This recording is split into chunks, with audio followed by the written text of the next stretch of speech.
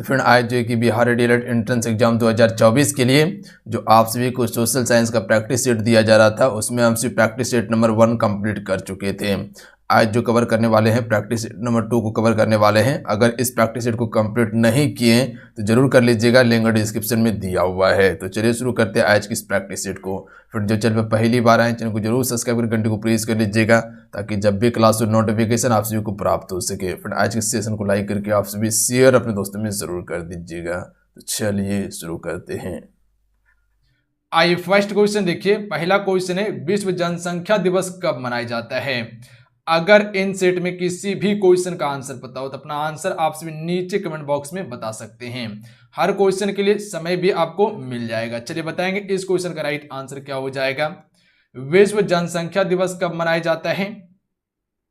तो right answer option number B हो जाएंगे 11 जुलाई को। ध्यान रखिएगा आप सभी, 11 जुलाई को हर एक वर्ष जो है कि फ्रेंड विश्व जनसंख्या दिवस मनाया जाता है। और इसकी स्थापना जो हुआ था वो कब हुआ था? 11 जुलाई 1987 को हुआ था। तो अगर डेट पूछ लिया जाए तो इसे भी आप सभी जरूर याद रखिएगा। क्लियर है? अगला क्वेश्चन देखिए, क्वेश्चन नंबर 2। क्वेश्चन है कि भारत का कौन सा राज्य सर्वाधिक लोहा उत्पादन करता है? भारत का कौन सा राज्य सबसे अधिक लोहा उत्पादन करता है? तो इसका right answer option number C हो जाएंगे उड़ीसा राज्य। ध्यान रखिएगा आप सभी, उड़ीसा राज्य में सबसे अधिक लोहा उत्पादन होता है। आप सभी को कर्नाटक के बारे में पता होंगे। कर्नाटक कॉफी के उत्पादन में सबसे महत्वपूर्ण राज्य है, कॉफी सबसे अधिक उत्पादन करता है कर्नाटक। छत्तीसगढ़ कोयला के उत्पादन में सबसे महत्वपूर्ण योगदान देता है। ध्यान रखिएगा आप सभी।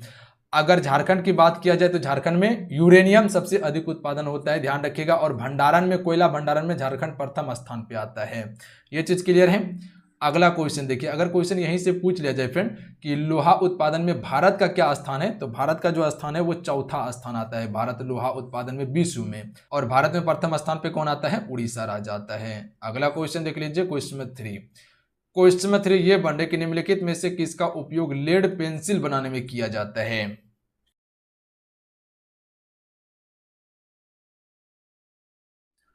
राइट आंसर ऑप्शन में भी देंगे ग्रेफाइट का। ध्यान रखिएगा आप सभी। देखिए ग्रेफाइट का जो उपयोग करते हैं हम सभी लेड पेंसिल बनाने के लिए उपयोग करते हैं। और ये कार्बन का जो है कि शुद्ध रूप होता है। ध्यान रखिएगा आप सभी। इसे गरीबों का हीरा भी कहा जाता है। तो इतना सा जरूर याद रखिएगा। क्लियर है? अगला क्वेश्चन देख लीजिए, क्वेश्चन नंबर 4। क्वेश्चन नंबर 4 है कि सोना में क्या मिलाया जाता है? चलिए क्वेश्चन 4 के लिए राइट आंसर बताएंगे आपसे। फ्रेंड आपसे वीडियो को लाइक जरूर कीजिएगा, आपका एक लाइक मोटिवेट कराता है। तो आप सभी लाइक जरूर कीजिएगा आज की सेशन को। और जो चैनल पे पहली बार आए चैनल को जरूर सब्सक्राइब करके घंटे को प्रेस कर लीजिएगा। देखिए यहाँ आपको कंप्लीट तैयारी करवाया जाएगा हर सब्जेक्ट का। तो बिल्कुल आप सभी टेंशन फ्री रहिए। चैनल को सब्सक्राइब करके घंटे को प्रेस कर लीजिए। बिल्कुल कहीं नहीं जाना आप सभी को, एक बार इसको ज्वाइन कीजिए, यहाँ आपको सारा चीज मिलने वाला है। तो right answer option number A हो जाएंगे तांबा और चांदी का उपयोग करते हैं सोना में। ध्यान रखिएगा आप सभी, किसका उपयोग करते हैं? तांबा और चांदी का। याद रहेगा आप सभी को। अगर यही क्वेश्चन आपसे से पूछ लिया जाए कि शुद्ध सोना जो होता है फिर वो कितने कैरेट का होता है, तो ये 24 कैरेट का होता है। ध्यान रखिएगा, शुद्ध सोना 24 कैरेट का होता है। और जो आभूषण बनाया जाता है उसमें कितने कैरेट का उपयोग करते हैं? 22 से लेकर 18 कैरेट का उपयोग करते हैं सोना का। अगला क्वेश्चन देख लीजिए, क्वेश्चन नंबर 5 है। क्वेश्चन नंबर 5 ये बन रहे कि चिमनी से धुआं किस सिद्धांत से बाहर निकलता है?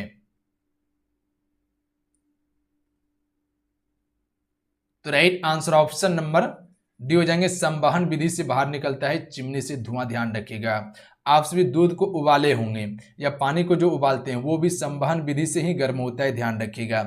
चालन विधि से गर्म क्या होता है? लोहा होता है। जैसे ये एक छड़ है, अगर यहाँ इस साइड पे अगर गर्म कीजिएगा तो धीरे धीरे देखिएगा ये साइड भी गर्म हो जाता है। तो ये चालन विधि से होता है। ध्यान रखिएगा आप सभी। विकिरण विधि से क्या होता है? तो आप सभी जो देखते हैं सूर्य से जो किरण आता है पृथ्वी पर, जो पृथ्वी गर्म होता है वो विकिरण विधि से होता है। ध्यान रखिएगा, याद रहेगा आप सभी को।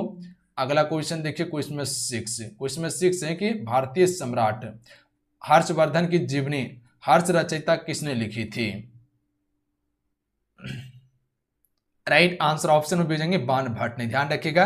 हर्ष रचयिता कौन थे? तो बाण भट्ट। अगर क्वेश्चन पूछ लिया जाए कि हर्ष रचित जो थे पुस्तक ये किसके द्वारा रचना की गई थी? बाण भट्ट के द्वारा। अगर आपसे इसे पूछ लिया जाए कि कालिदास का जो प्रमुख पुस्तक है वो कौन कौन सा है, तो एक मेघदूत याद रखिएगा और दूसरा अभिज्ञान शाकुंतलम को याद रखिएगा। मेघदूत और अभिज्ञान शाकुंतलम किसकी है? तो ये कालिदास की है, ध्यान रखिएगा। कौटिल्य का कौन सा है? तो अर्थशास्त्र है। कौटिल्य कौन थे? जो चंद्रगुप्त मौर्य के दरबार के प्रधानमंत्री थे। कौटिल्य, विष्णुगुप्त चाणक्य भी कहा जाता है इसे।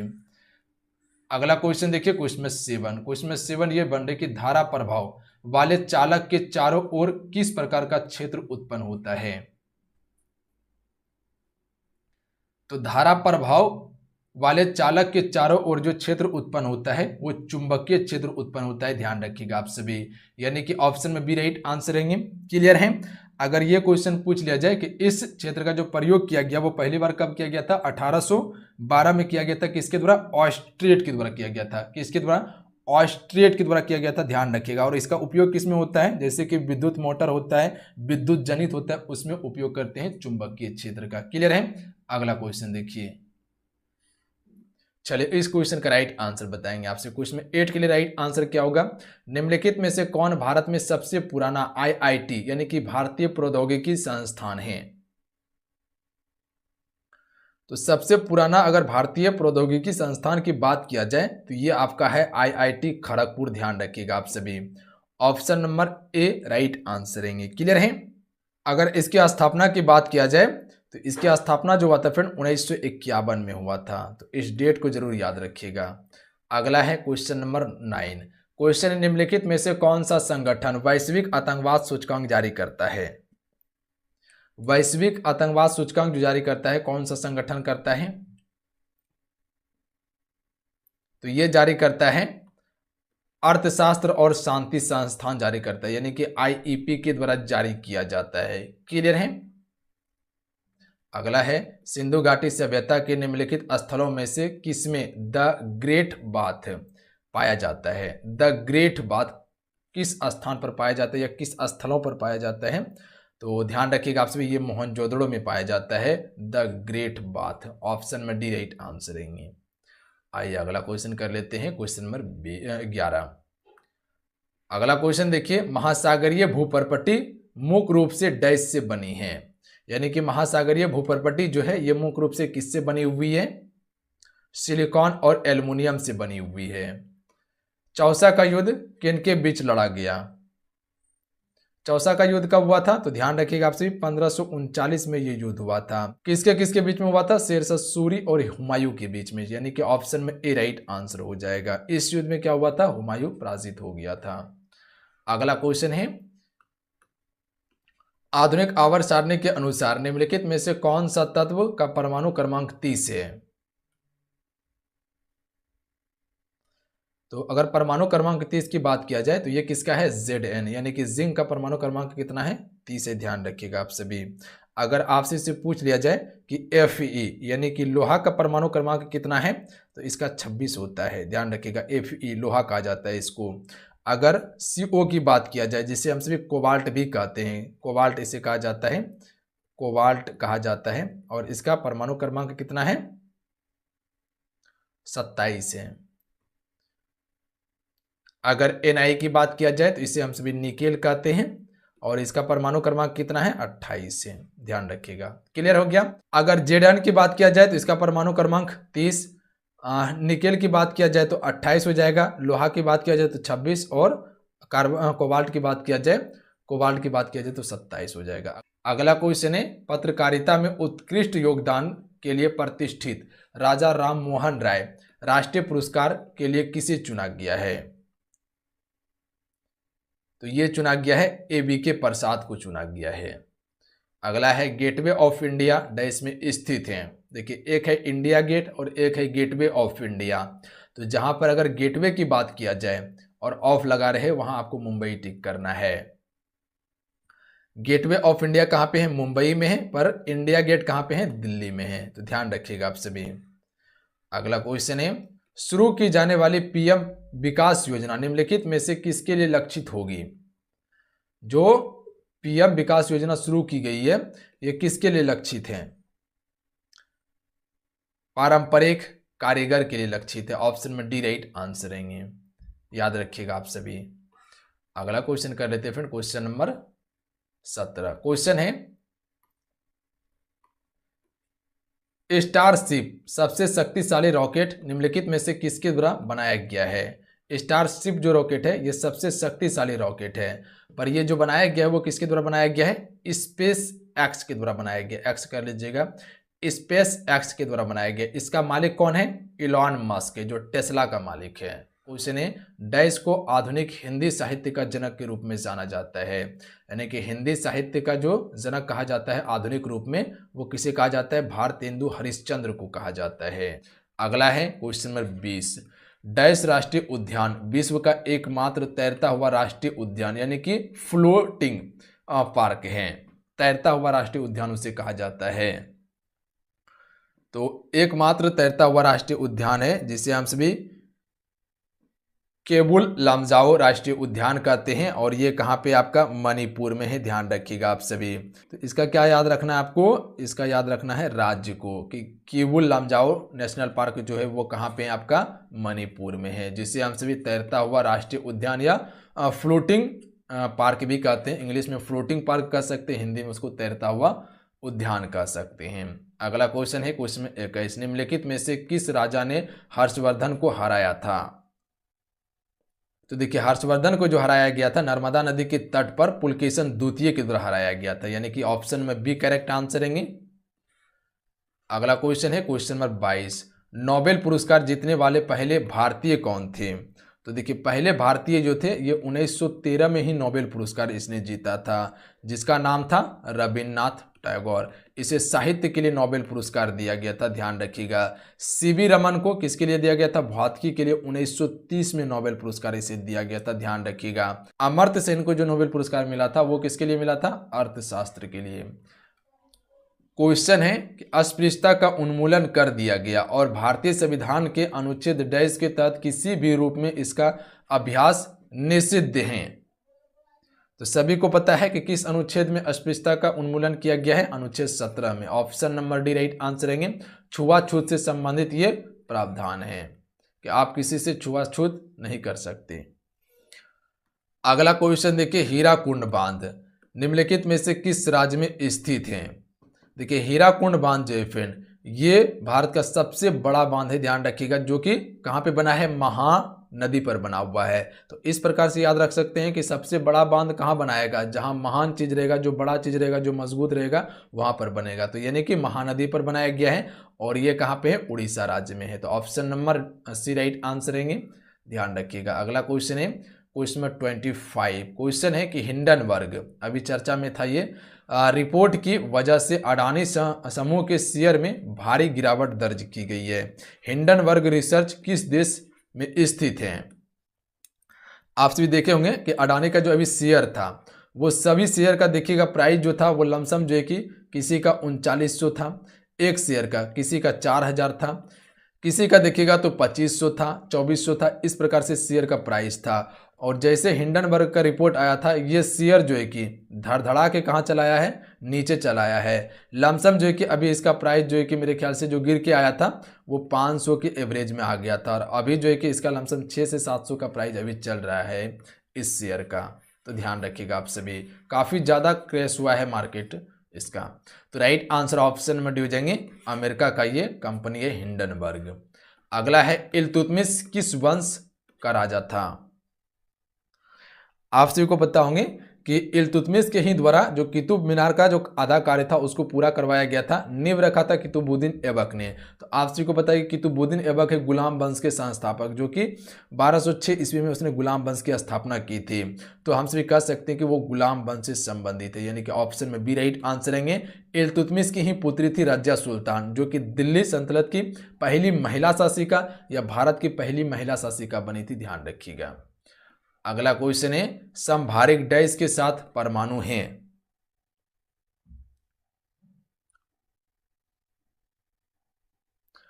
तो राइट आंसर ऑप्शन में सीखेंगे समान द्रव्यमान संख्या लेकिन भिन्न परमाणु क्रमांक के साथ, ध्यान रखिएगा। तो ऑप्शन में सी करेक्ट आंसर रहेंगे, समभारिक समान द्रव्यमान संख्या लेकिन भिन्न परमाणु संख्या के साथ परमाणु है। अगला है क्वेश्चन नंबर 28। रुपए पे जो है भारत की अपनी तरह का पहला ग्लोबल कार्ड पेमेंट नेटवर्क या निम्नलिखित में से किस संगठन के अंतर्गत आता है? रुपए पे तो NPCI के अंतर्गत आता है ये, ऑप्शन में बी राइट आंसर रहेंगे। अगला क्वेश्चन है क्वेश्चन में 29। क्वेश्चन है कि विश्व का सबसे ऊंचा सिग्नल आर्क रेलवे ब्रिज किस नदी पर बनाया जा रहा है? तो ये चेनाब नदी पर बनाया जा रहा है, ध्यान रखिएगा आप सभी। विश्व का सबसे ऊंचा सिग्नल आर्क रेलवे ब्रिज। अगला है भारतमाला परियोजना किससे संबंधित है फ्रेंड? तो देखिए भारतमाला परियोजना जो है ये आपका सड़क से संबंधित है। अगला क्वेश्चन देखिए, स्वतंत्रता सेनानी और क्रांतिकारी पोट्टी श्री राममुलु ने दलितों के अधिकार के लिए कौन सी लड़ाई लड़ी? तो मंदिर में प्रवेश करने का अधिकार की लड़ाई लड़ी थी दलितों के लिए।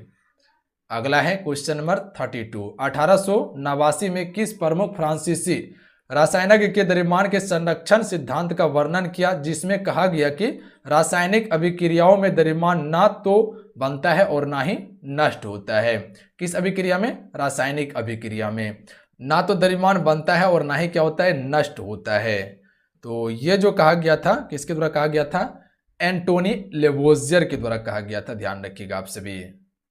तो ये जो सिद्धांत था किसका था? एंटोनी लेवोजियर का, ध्यान रखिएगा आप सभी। बी राइट आंसर रहेंगे। अगला क्वेश्चन है क्वेश्चन नंबर 33। निम्नलिखित में से कौन सा ज्वार भाटा का कारण है? तो राइट आंसर ऑप्शन में से जाएंगे चंद्रमा एवं सूर्य का गुरुत्वाकर्षण बल के कारण जो कि फ्रेंड ज्वार भाटा आता है, ध्यान रखिएगा। क्लियर है? और आप सभी ध्यान दीजिएगा, जो समुद्र में जो पानी जो आप देखते होंगे उथल पाथल जो करता है, यानी कि कभी उठता है कभी नीचे जाता है, कभी उठता है कभी नीचे जाता है, जो लहर मारता है वो किस कारण से होता है? तो वो चंद्रमा का गुरुत्वाकर्षण के कारण से होता है, ध्यान रखिएगा आप सभी। अगला क्वेश्चन देखिए, निम्नलिखित में से कौन सा अभियान प्रधानमंत्री फसल बीमा योजना की नीतियों को किसानों को वितरित करने से संबंधित है? ये कौन सा अभियान है जो प्रधानमंत्री फसल बीमा योजना की नीतियों को किसानों के वितरित करने से संबंधित है? मेरी पॉलिसी मेरे हाथ है, ऑप्शन में ए राइट आंसर रहेंगे। अगला क्वेश्चन देखिए क्वेश्चन में 35 है। क्वेश्चन समझिएगा, किस आयु वर्ग के बच्चे आमतौर पर प्रोटीन ऊर्जा यानी कुपोषण, जिसे हम सभी PEM कहते हैं, इस नामक के एक समान बचपन के विकार के शिकार हो जाते हैं, जो मुख्य रूप से ऊर्जा, प्रोटीन और सूक्ष्म पोषक तत्वों की कमी के कारण होता है? तो ये जो है कितने उम्र के बच्चों में ज्यादातर देखने के लिए मिलता है? तो 6 से लेकर 12 महीने के बच्चों में देखने के लिए ऐसा मिलता है हमको। वर्तमान में भारत के विदेश मंत्री कौन है? तो सुब्रमण्यम जयशंकर जो है वर्तमान में भारत के विदेश मंत्री हैं। कौन सा तट पश्चिमी तट का हिस्सा नहीं है? तो देखिए पश्चिमी तट का हिस्सा क्या है? काठियावाड़, आप सभी को पता होगा गुजरात में है। कोकण तट भी है, मालाबार तट भी है, ये सभी कहाँ पे? पश्चिमी तट का हिस्सा है। जबकि कोरोमंडल तट जो है ये पूर्वी तट का हिस्सा है, ध्यान रखिएगा आप सभी। यानी कि इसका ऑप्शन नंबर क्या हो जाएगा? डी राइट आंसर होगा। अगला है, प्रथम आंग्ल बर्मा युद्ध की शुरुआत के समय भारत का गवर्नर जनरल कौन था? सबसे पहले ये समझिए कि प्रथम आंग्ल बर्मा युद्ध हुआ कब था? तो ये हुआ था 1824 से लेके 1826 के बीच में, 24 से लेके 26 के बीच में हुआ था। तो ए राइट आंसर है लॉर्ड एम हस्टर जो फ्रेंड उस समय के कौन थे? गवर्नर जनरल थे।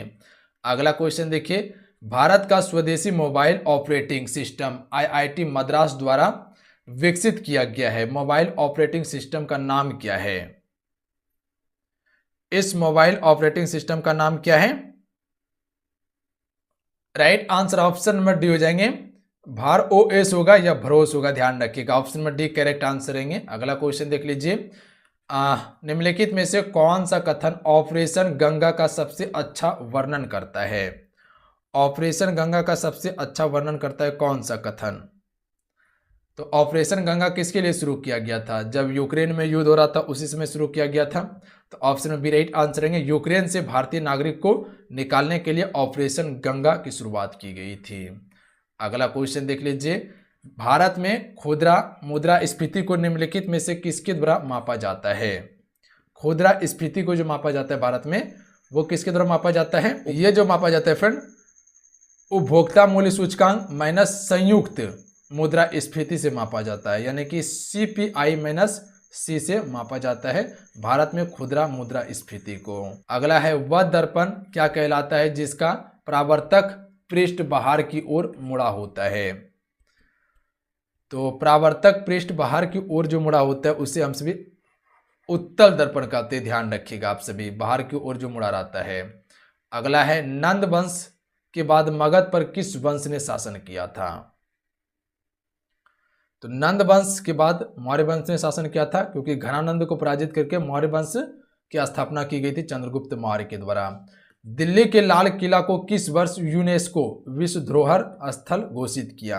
यानी कि दिल्ली का जो लाल किला है ये यूनेस्को के विश्व धरोहर में शामिल है, पर इसे किस बार घोषित किया गया था? तो 2007 में इसे घोषित किया गया था। अगला है 13वीं शताब्दी में काकतीय वंश ने किस किले का निर्माण करवाया था? गोलकुंडा किला का निर्माण किसने करवाया था? काकतीय वंश के द्वारा करवाया गया था गोलकुंडा किला का निर्माण। अगला है भारतीय संविधान के किस अनुच्छेद में राजभाषा शामिल है? राजभाषा की बात किया जाए तो राजभाषा क्या है? अपना हिंदी है, हिंदी अपना राजभाषा है, और ये जो शामिल किया गया है अनुच्छेद 343 में शामिल किया गया है, याद रखिएगा, इंपॉर्टेंट है। अगला है निम्नलिखित में से कौन सी घटना 1942 में हुई थी? ये घटना कौन था? भारत छोड़ो आंदोलन शुरू किया गया था महात्मा गांधी जी के द्वारा 1942 में। अगला है पोलैंड की राजधानी क्या है फ्रेंड? ए राइट आंसर है वार्सो जो है फ्रेंड, ये पोलैंड की राजधानी है। अगला है अशोक चक्र में कितनी तिल्लियां हैं? तो कुल 24 तिल्लियां हैं, ध्यान रखिएगा, ए राइट आंसर है। तो चलिए आज कितना है, आज के सेट में कुल 50 क्वेश्चन कवर किए। आज के सेट कैसा लगा आप सबको नीचे कमेंट करके जरूर बताइएगा। अगर आज के सेट अच्छा लगा, हेल्पफुल हुआ तो क्लास को लाइक कीजिएगा और अपने दोस्तों में जरूर शेयर कीजिएगा। जय हिंद, वंदे मातरम।